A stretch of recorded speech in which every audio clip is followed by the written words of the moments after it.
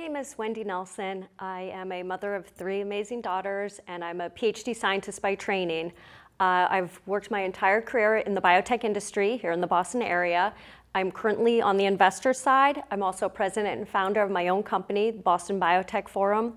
I sit on a couple board of directors. I have picked up a lot of advocacy work lately, and in my free time, I love to climb mountains. Yeah, my name is Adam Goldberg. I live here in Foxboro with my family. We've been here since 2008, and we're the owners of the Foxboro School of Music here on Mechanic Street, down at 106 Mechanic Street, right down the street from this studio, actually. My name is Teddy Jure. I'm a cashier at Shaw's, and I'm a student at UMass Boston. In my family, my father was diagnosed with Alzheimer's, I would say probably around maybe 2018 or 19. And then we went through that whole process, and he passed away last November of 2024. My grandmother, Carol, she was affected by Alzheimer's, and she passed away in October of 2024. My mother was diagnosed with Alzheimer's 2 years ago, and she passed away in January, a few months ago. Alzheimer's disease has unfortunately ravaged my family. My mother's father suffered from the disease. My mother's maternal aunt, so her mother's sister, had the disease. So my mom always feared getting it herself. And sure enough, by age 63, my mom was diagnosed with Alzheimer's. My mom suffered for 13 years, passed away in 2020. And unfortunately, just 6 months after her death, my dad was diagnosed for Alzheimer's. In the interim, after my mom's passing, I decided to try to eliminate the fear of inheriting one copy of the disease from her. So I went ahead and did 23andMe genetic testing, and that testing completely backfired because that's when I found out I in fact carried 2 copies of this variant, putting me in the most likely to get Alzheimer's category. And then sure enough, my father got it shortly thereafter. My sister also has 2 variants like I do. My other sister likely must have 2, but she has not yet tested. My mother's cousin has since been diagnosed with Alzheimer's disease, and all 3 of my daughters carry 1 variant for Alzheimer's. I was in college for most of the time that my grandmother had Alzheimer's and was really affected by it, but I always got little updates from my mom and my aunt about how she was doing, what was happening. At first it was small things like, oh, she would do this quirky little thing, oh, this is a little strange. But over time, I really got to see the toll that it took on my mom and my aunt. They were devoting all of their time outside of work to taking care of my grandmother. It was a constant thing. They didn't have any time for themselves. It was always just, oh, is grandma doing okay now? What does she need? Does she need to eat? Do we have to help her with this? Oh, she dropped something. It was a full-time job on top of a full-time job already. Being a caretaker of somebody with Alzheimer's is very, it's difficult obviously, but it's very instructional as well because, you hear about Alzheimer's disease and you see people who are living with it or families who are dealing with it, but up until the point where somebody that you know in your family is dealing with it, you really don't get the ins and outs of it. So we did a lot of research, we learned a lot. There was obviously ups and downs. It's a difficult process to see somebody go through the phases of, being the person that you've known for such a long time into somebody who is a little bit different every day, every week, every month. So it's definitely difficult, but it was educational in a way because we did a lot of research to try to, make it easier and comfortable for him. Taking care of a patient with Alzheimer's is extremely challenging. She was lucky enough to be in an assisted living center, so we did have a great deal of support. But even with that, her symptoms were among the worst of Alzheimer's. She was paranoid and aggressive. We were not able to really control those symptoms with medication. So there were constant challenges with her caregivers and phone calls, trying to adjust medication, anything to give her some peace. It was a great challenge. Alzheimer's disease is a progressive brain disorder that prevents you from being able to, it takes away your memory, your thinking skills, and eventually it robs you of the ability to do the simplest of tasks. It is a fatal diagnosis, though many people die of something else first, but in the end it will rob you of your life if it gets that far. I am an ApoE44 homozygote. That means I carry 2 copies of what's known as the Alzheimer's gene. That means I'm very, very likely to get Alzheimer's disease in my lifetime. There are 800,000 ApoE4 homozygotes like me in the United States, including Chris Hemsworth, and 9 million worldwide. So there's a very big unmet medical need because as of right now, there's no treatment or cure for people like me. My grandmother was a very strong woman before she had Alzheimer's. She was always this kind of towering figure in my life. You know, she was very opinionated. She was a Rhode Island Portuguese woman. She was very, very strong-minded. But when the Alzheimer's got worse, we really lost that part of her. She was very, very passive.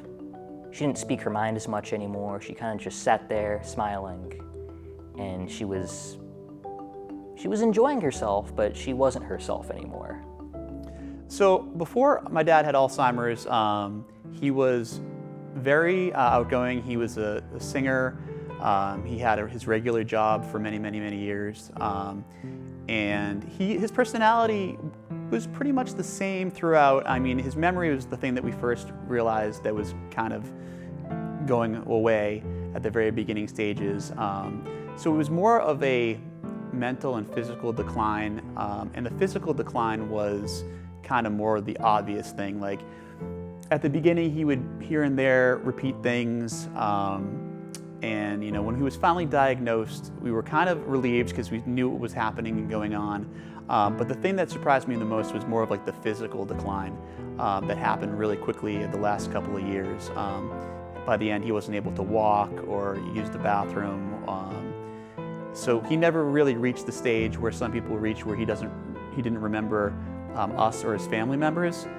He was confused once in a while, but when he passed away, he was still able to know who we were, which I've heard for other families. And you know, if it lasts a little bit longer and they survive a little bit longer, it gets to the point where they might not even recognize them. So in a way, we feel like blessed that that did not happen.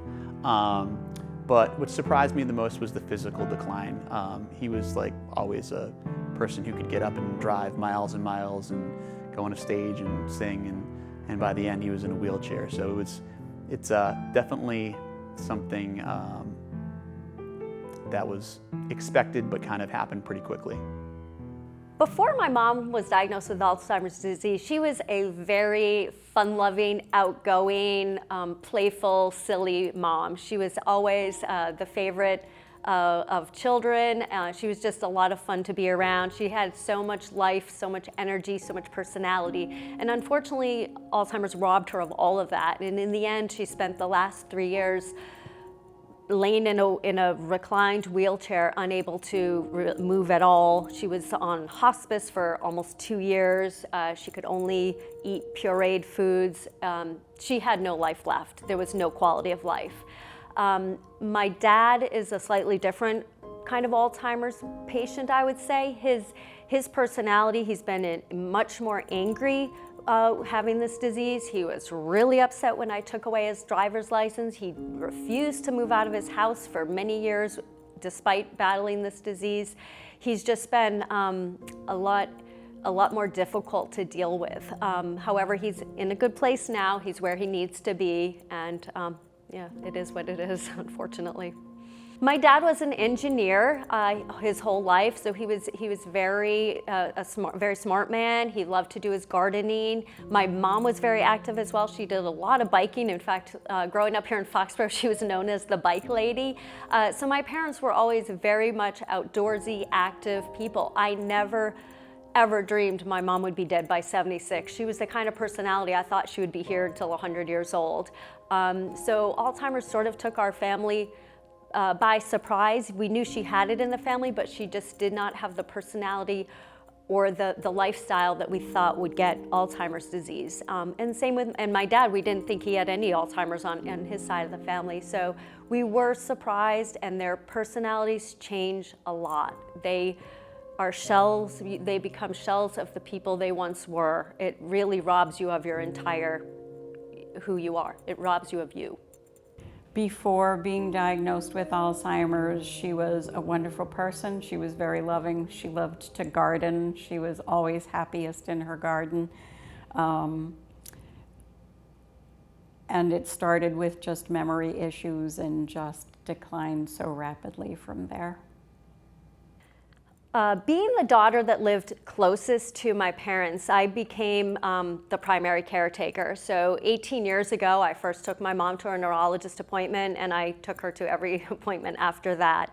My dad was in denial for a while, so I set up any care that she needed and supported him in his care of her. When it was time to move her into a facility, I took care of that. He, again, just didn't want to face what was happening.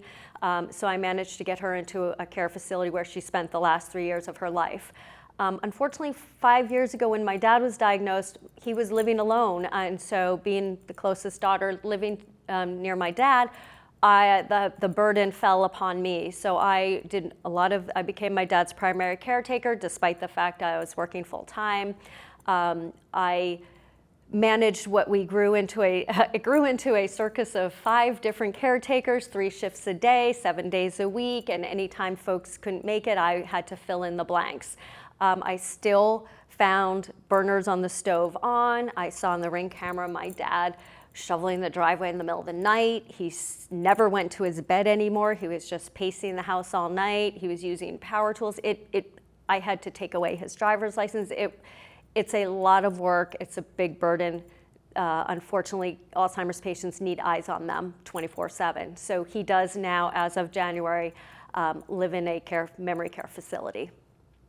If there was a preventative medicine that my grandmother could have taken 10 to 15 years before, I think it would have made a world of difference. I think I still would have my grandmother, and she would still be herself, mostly. I think an issue that might come with that would be convincing her. She wasn't one to go to a doctor's office. She was more, she was old-fashioned. She liked to just, grit her teeth and bear through whatever happened. But I think if we managed to get her to take a preventative medicine, then we would still have her. If there was some sort of preventative medication, many years before, 10 or 15 years before, depending on the medication, I think that it would have made a difference. I know that there's research going on now in that type of area. I think that would be hugely beneficial to anybody. Obviously, at the beginning, we're not going to be totally sure if it works, but hopefully we can get to the point where we have something at least that slows it down.